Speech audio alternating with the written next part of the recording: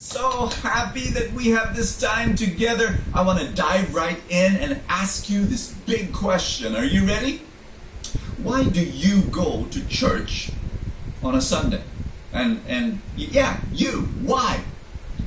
A lot of people will answer to receive blessings from God, right? Can I share with you that that's an amazing answer, but it is not complete. How about this?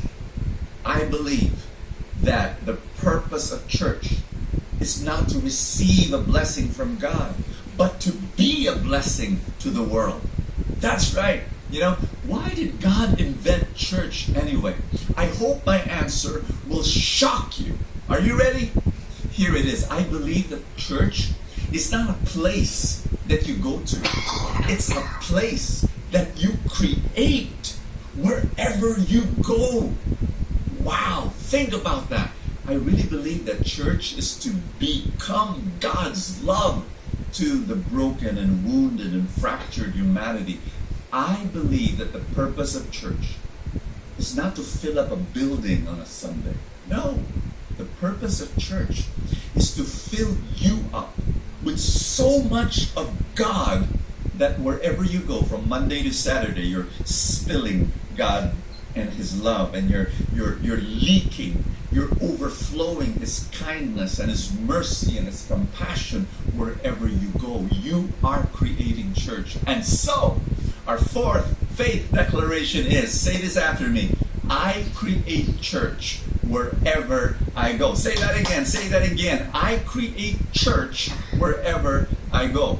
I was talking to a woman, and she was attending the feast for some weeks or months.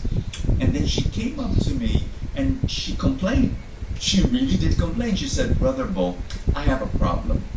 I think you're not doing a good job with the feast. And then she explained why. She said, the people I meet who are attending the feast, they're not following Christ. And I said, what do you mean? And she said, I meet boyfriends and girlfriends who are having premarital sex. It's clear, by their language, etc.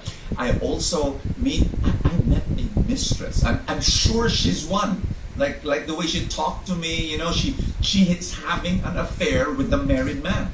And then there was this time, Brother Bo, when you were so happy, and then there was this guy beside me. He cursed. He actually cursed. And then you know how often you say, introduce yourself to that person beside me, and I did. And this woman introduced herself with her zodiac sign. I mean, doesn't she know that's of the devil? Brother Bo, there's something wrong, And listen to me, I do not blame her for her reaction. Because for a lot of people, we have been brainwashed to think that church is a gathering of good people, of holy people. That's what a church is. You gather these good, holy people. But is that what church is? I believe that church is not about gathering, but it's about scattering. It's about scattering Jesus followers into that world. Can I know I'm rocking your world here. But so I told her, you know what? You've joined a community whose sole purpose is to reach out to people who are far away from God. That's our sole purpose. People who don't feel comfortable with church, and because they feel ashamed and so on. That's our sole purpose. Being there and with them. And so let me say this to you.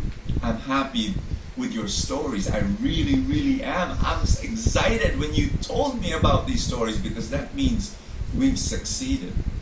So I repeat, our purpose is not to gather.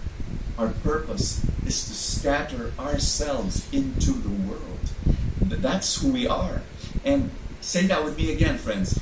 I create church wherever I go. And so when I'm with them, I'm God's love to that person who is not following God, who has sin in his life. I'm there, and I'm God's love to the world. It's God's love who will change that person, not me. And I've been in ministry for 40 years. I'm telling you, we're not very effective in changing people. Believe me. But it's when God's love does it. That's when changes happen.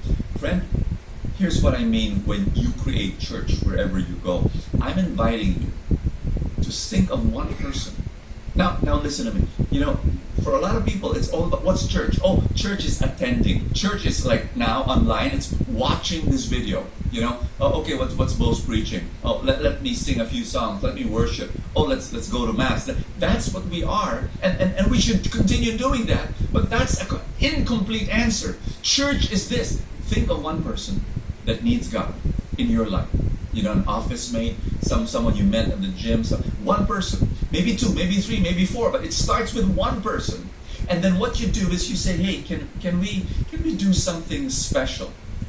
Why don't you and I we either meet through Zoom or physically, like in the cafe of the office, or whatever, and a coffee shop, and then yes, with masks and so on, and then let's watch this talk. And so what you do is you pluck out the talk of the feast. It's all online, right? And then you say, let's watch it together. And then after that, let's share and let's pray together. Creating church. And you do it every week. And what happens? You're bringing that person into the presence of God. That is church. Which brings me to our gospel. In chapter 10, verse 1. It says, Jesus called his 12 disciples together and gave them authority to cast out evil spirits and to heal every kind of disease and illness. Jesus picked how many? 12 disciples. How many tribes are there in the nation of Israel? 12. Is that an accident? Is that a coincidence? No, it's not. Jesus, he was forming the new Israel. Now, let me backtrack a bit to the Old Testament. And let me say that from the very beginning, when Jesus created human beings, he wanted them to represent him in the world. That's why he created us in his image and likeness. Now, when he said to man, have dominion over the earth, what does that mean? To represent him and to be shepherds. That's the original idea. Now, if you read through Genesis 1 to 11, we messed up. Like all sorts of things happened, and we fell and we sinned. That's what man did. And then in Genesis 12, what God did was he picked one family, Abraham, his family, to represent him. But from Genesis 12 all the way to the end of the Old Testament, we know that this family, that Israel, they didn't do a good job also representing God in this world. They messed up also. Now Jesus enters the scene and he creates this new Israel. He calls 12 people, and this is what happens. Let's read. Here are the names of the 12 apostles. First, Simon, also called Peter, then Andrew, Peter's brother, James, the son of Zebedee, John, James' brother, Philip, Bartholomew, Thomas, Matthew, the tax collector, James, son of Alphaeus, Thaddeus, Simon the Zealot, Judas Iscariot, who later betrayed him. I've been privileged to organize a few NGOs in my life. And when you pick your board of directors, it is very important that you build your credibility in front of the government, etc., in front of people. And so what we've done is we've selected people who were very respectable individuals, shakers and movers of society. Those are the people we seat into the board of directors. I want you to know that this list that I just read, there is no prestige in this list. Believe me, there were no priests there. There were no politicians. There were no professors. There were no princes in that list. For crying out loud, these were uneducated blokes. A number of them were smelly fishermen, and the most educated guy was Matthew, the tax collector, who was also the most despicable in the eyes of the Jews. He was called the scum of the earth, according to the Pharisees. And then, of course, there was Judas. Why would Jesus pick Judas? I mean, hello, why not pick someone else? But But you see, it's when you read this list, my first reaction when I read this list was Jesus was not a very good picker. No, he picked wrong, especially if you think of Judas. But guess what? My first response was this: Jesus missed one, meaning to say he chose 12 guys, and it's 1 versus 11. Meaning to say, okay, it's more of like 11 versus 1. 11 good guys, but he picked one bad apple, Judas, right? But then when I dug deeper into the Gospels, I was wrong. I was absolutely wrong. It was 1 versus 11.